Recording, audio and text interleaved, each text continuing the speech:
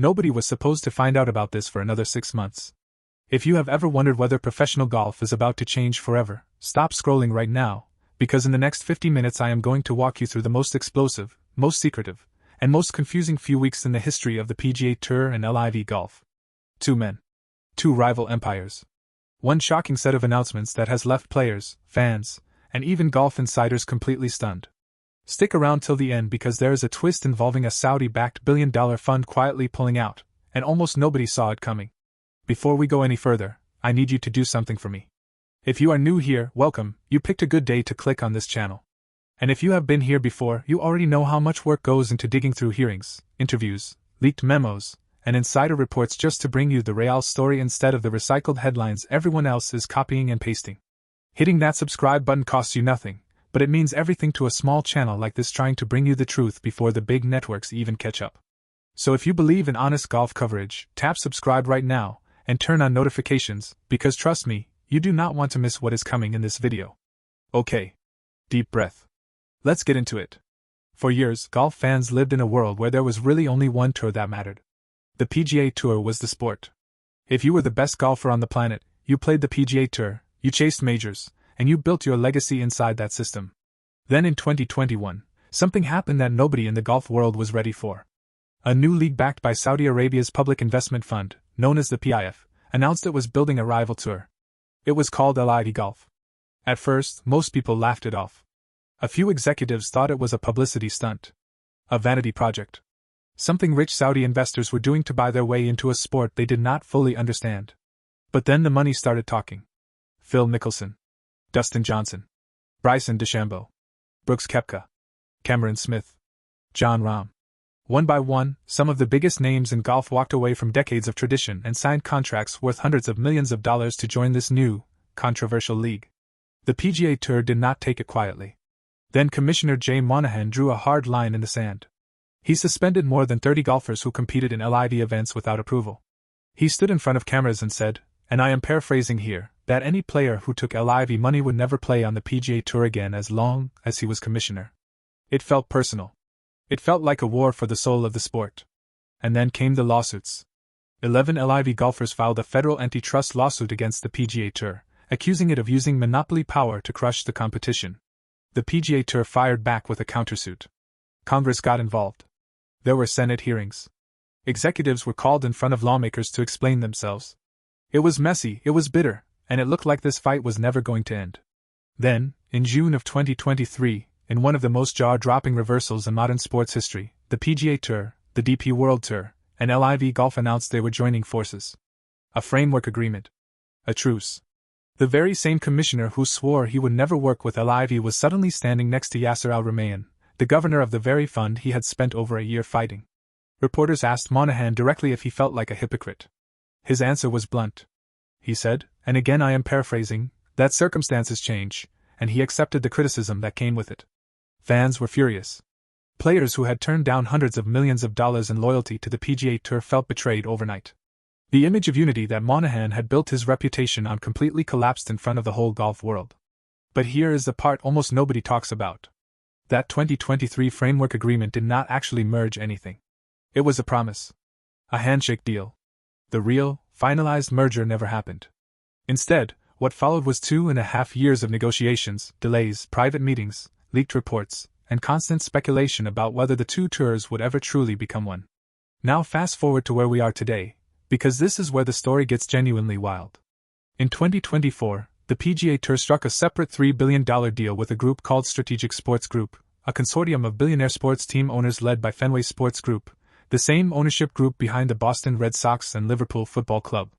This created a new for-profit arm of the tour called PGA Tour Enterprises, and it gave nearly 200 PGA Tour players access to equity in the business itself. It was a power move, and in many ways it was the tour saying, we do not need the Saudis as badly as people think we do. Meanwhile, negotiations with the PIF for a final merger just kept stalling. Rory McIlroy, one of the most respected voices in the sport, said publicly that the two sides felt no closer to a deal than they had been years earlier. He called LIV's spending irrational. He compared the fractured state of golf to boxing, or to the split between IndyCar and NASCAR in America, saying that golf, like those sports, would be better off unified, but that unification just was not happening. Then in June of 2025, the PGA Tour made a decision that changed everything about how this story would unfold. They brought in a completely new leader, Brian Rolapp. Now here is what makes this hire so fascinating. Rolapp did not come from golf. He spent 22 years at the NFL, one of the most powerful and profitable sports leagues on the planet, helping build its media empire. Bringing in an NFL executive to run the PGA Tour was a signal. The tour was not just trying to survive LIV anymore. It was trying to modernize, to compete on a completely different level, using the exact playbook that made the NFL a global entertainment machine. At the same time, over on the LIV Golf side, another major leadership change was happening. Greg Norman, the man who had built LIV from scratch and had become the face of the Rebel League, was replaced.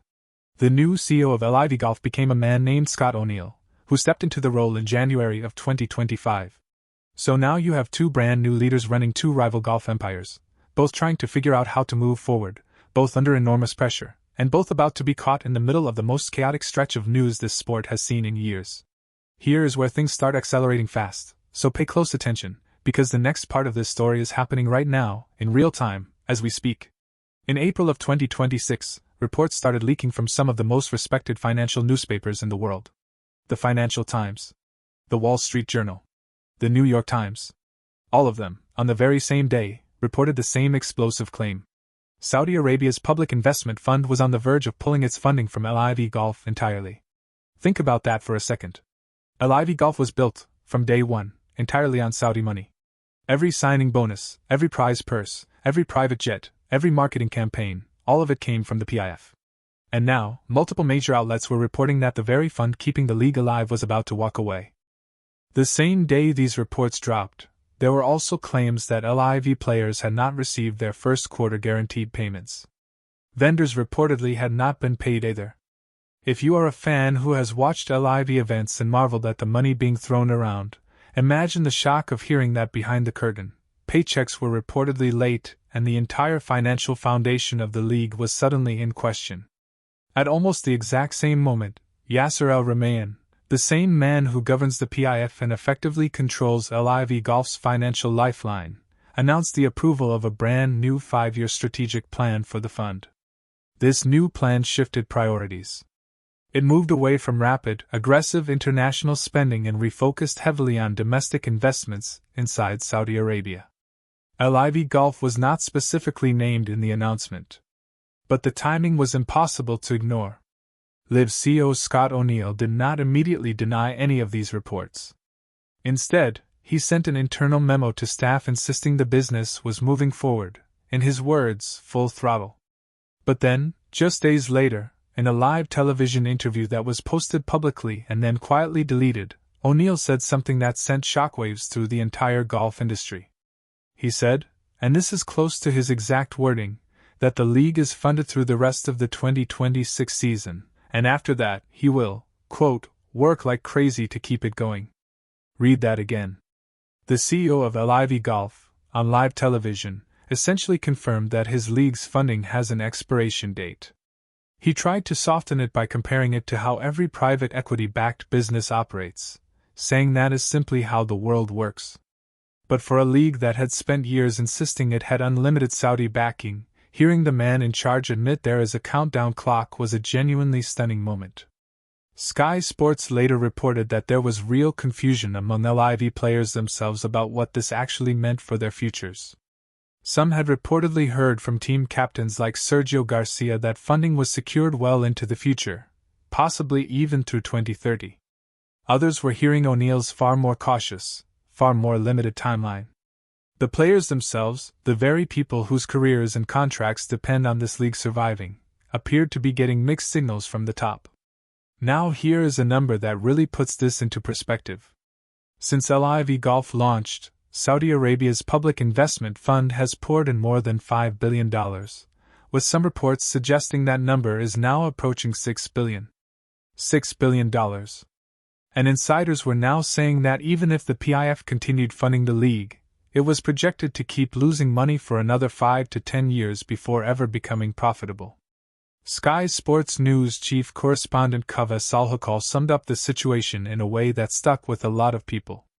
He explained that Saudi Arabia appears to be rethinking how much money it invests in sports overall. Not just golf, but across the board. He pointed out that the PIF will likely continue investing in football, in Formula One, in boxing, in tennis, but with a much stronger business rationale going forward. In his words, deals have to make sense for them now. There is also, as he noted, a broader war affecting economies across the Middle East region, which has put additional pressure on Gulf spending across the board.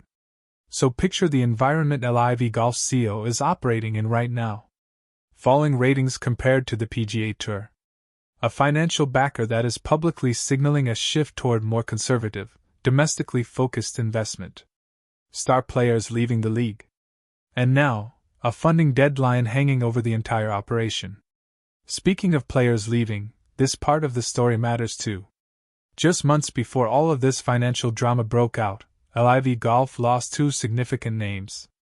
Five-time major winner Brooks Koepka left the league and was allowed to rejoin the PGA Tour under specific conditions. Former Masters champion Patrick Reed also departed LIV, choosing instead to play a DP World Tour schedule, positioning himself to likely become eligible to return to the PGA Tour in 2027 through the Tour's points system. This is a massive shift. These were not fringe players. These were major champions, the kind of stars LIV had used to prove its legitimacy in the golf world, and they were now walking back toward the very tour LIV was built to rival. Now let's talk about the man everyone in golf is watching most closely right now. Bryson DeChambeau. DeChambeau is, without question, the single biggest remaining star on the LIV roster. His talent, his massive social media following, and his YouTube channel have made him arguably more valuable to LIV's brand than almost anyone else in the league. And his contract is set to expire at the end of this year. Earlier in 2026, the PGA Tour created something called a Returning Member Program, a newly built pathway that would have allowed a small window for LIV defectors to rejoin the Tour under certain conditions. DeChambeau was offered this opportunity. He rejected it. When asked directly about a potential return to the PGA Tour, he was non-committal, and reportedly even dismissive about any penalties he might face for staying away. But here is the truly fascinating part. DeChambeau has openly said he would be, quote, happy to commit to YouTube Golf full-time to keep growing his already massive channel. Think about how wild that is. One of the best golfers alive is casually floating the idea that content creation and YouTube could become just as significant a part of his career as competing on tour. That tells you everything about how much the landscape of professional golf is shifting, not just at the business level, but in how top athletes are starting to think about their own careers.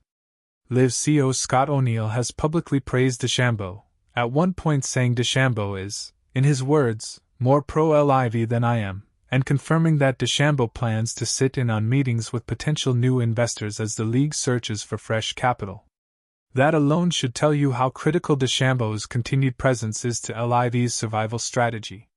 If DeChambeau walks, LIV loses its brightest remaining star at the exact moment it desperately needs to convince outside investors the league still has real value. So what is LIV actually doing to survive this funding cliff? This is where it gets interesting. Reports confirm that LIV has retained a boutique investment bank called